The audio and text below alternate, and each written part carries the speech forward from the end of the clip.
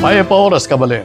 Kayan tabi mabilog ang pwersa ng GNN TV44, mabiela rin makapanahon at lokal istoryang dapat yung abalo kapamilataning garantisado, kumpleto ang pambalansing informasyon. O rin po rin balitang may kalap gining Miyerkules, July 9, 2025. Yaku po ibeniginto at iti ing News Force, Pampanga. Meto nga retired teacher ing may palaris kabang dadalakit king mismong pedestrian lane king Siyudad San Fernando. Ay ning report ng Patricia Mamang. Akit king CCTV footage ing dadalakit a babaeng iti keti king pedestrian lane king Barangay Sagin, Siyudad ning San Fernando. Magalas 7 ning bengi inyang July 8, Martes. Kaybat mo ning pilang segundo, mela pares siya king motorsiklo. King viral post ng Marco Tungol Tolentino king Facebook, kinilalaying biktima bilang Ichit Rivera, meto nga retired mestra king San Fernando Elementary School at aktibong miyembro ning San Fernando Cathedral. Agpang kang Louis Clemente, pamuntok ning City Public Order and Safety Coordinating Office o si POSCO, tambing yang midala king hospital ing biktima, kabang atsune king kustodiya ning PNP ing motorcycle driver Ameka Laparisketi.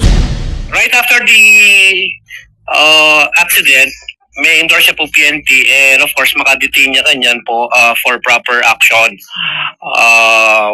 Panayan din kanyang mayari itang police report with both parties.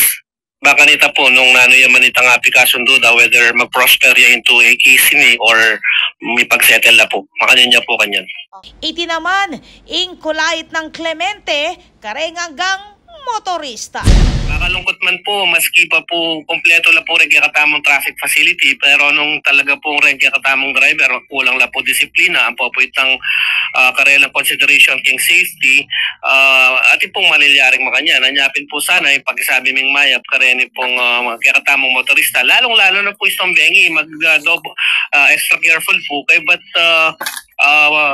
parati pong maingat kindalan, tang disiplina. Kalupan na po nita at king pedestrian lane kaya katamo pong may aksidente pero ay pa po making safe pa kabil yan all the while balo na lilipat siya mong masalese kaya ba't may aksidente niya pa po. So again, it's a case of human error pero then po pwede lang pong iwasan nung maging disiplinado lamang po rin driver tamo. Ako po, Patricia Mamangon para King News Force, Pampanga. Balitang tutuking balen, susunod. Ala neng biye inyang ikit ding meto nga dalaga king ilog ning Herona king Tarlac. Pakibalwan tayong detalye kang Nicole Rosete. July 7 aldoning Lunes inyang ikiting meto nga dalagang ala ng biye king ilog king Herona king Tarlac. Agpangking report ning Municipal Disaster Risk Reduction and Management Office ning Balen, delaying katawan ning biktima king Tarlac Provincial Hospital. King Facebook post ng Kagaduron G. Dakigan, kinilalayang biktima bilang Ishela May Lalangan 17. Ako'y Nicole Rosete para King News Force Pampanga. Balitang tutu king Balen susunod. Ing BCDA, ing Mamondo king pamagawa king access road papunta king Bayong Pampanga Provincial Hospital king Clark. Pakibalwan tamo king reporting. May nga kuya ing Bases Conversion and Development Authority o BCDA na ponduan ing construction ning access road papunta king Bayong Pampanga Provincial Hospital king kilub ning Clark. Kayabe king proyekto ing sulu at ing drainage systems. Pepasyag na iting BCDA President and CEO Joshua Bingkang king gewang site inspection inyang July 8, 2025. Kayabe ring miyembro ning board apanimunan ng Chairperson Larry Paredes. Ing ospital ating kabilugang 140 beds, kabilang na reng 17 private rooms, 16 semi-private rooms at 110 ward beds. Tela Kadya, King Loti, King Changi Gateway, King Clark Global City. Ing Gabon, partine ning use of frac agreement ning Clark Development Corporation at ning provincial government ning Pampanga. Yampang king hospital ring kompletong serbisyong medikal, diagnostic at support operations para king healthcare services kareng Kapampangan. Ako po, Patricia Mamangon para King News Force Pampanga. Balitang tutuking balen, susuyo. Atin pa mga paling balita king pamagbalik ng News Force Pampanga.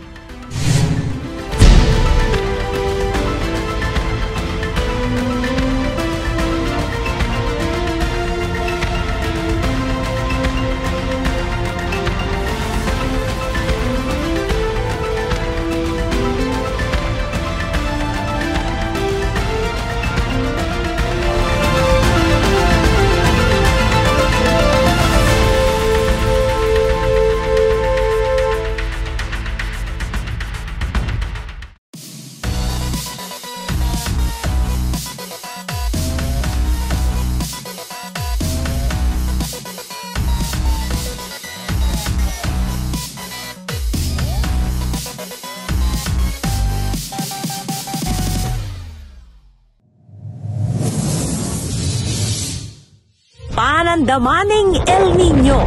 Kuntoro papali o mitatasing temperatura, daragul mo naman ing pamangailangan king kuryente. King daragula demand king kuryente asang kaning paning pamangamit kareng appliances kalupaning aircon, freezer at refrigerator.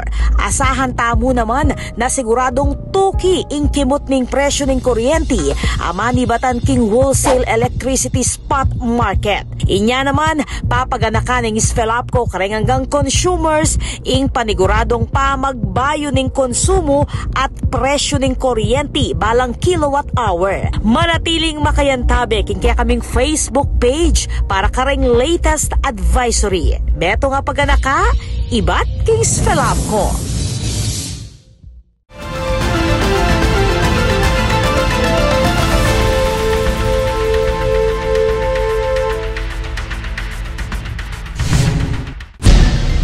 Dini pa rin balitang dapat tamong tutukan.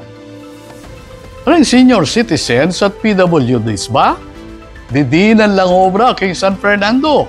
Mamuklat siyang oportunidad i Mayor Vilma Caluwag karing mga tuwa abisa pang magobra at manintunan. Ay ni report ng Patricia Mamangon.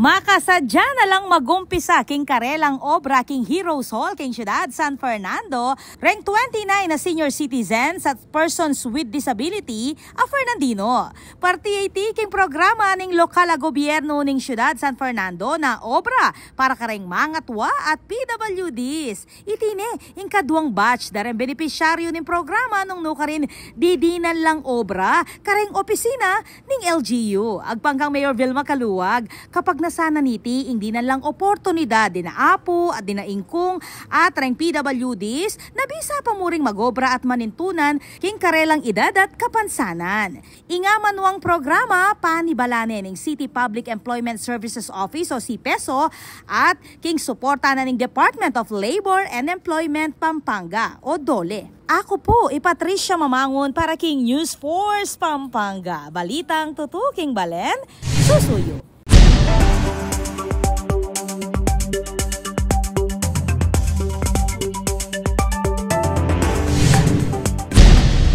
Katamong pakibaluan ang bili ng panahon king lalawigan, kilob ng 24 oras.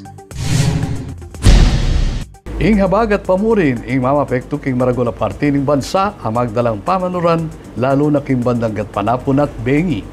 Samantala, ing babante na bayong low pressure area king luwal ng Philippine Area of Responsibility o PAR, atin dayong 1,600 kilometers east of extreme northern Luzon. Dapat alay pang direktang epekto iti king panahon at malatimo ing tsansang maging meto nga bagyo.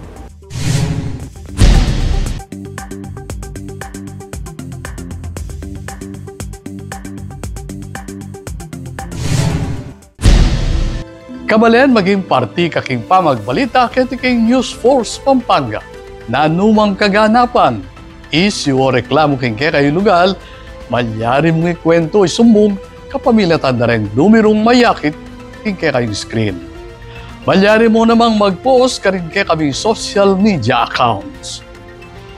Panalakaraning News and Public Affairs Team ng GNN TV 44, ingadinan kayong mata sa kalidad ng lokal na pamagbalita, bilang panatang serbisyo karing sablang Kapampangan. Ail venue lang yaning Miyerkules reng may kalap istorya yatiking probinsya. Ako po'y Benny Ginto at ini ing News Force Pampanga. Balitang tutu, king Balen, susuy.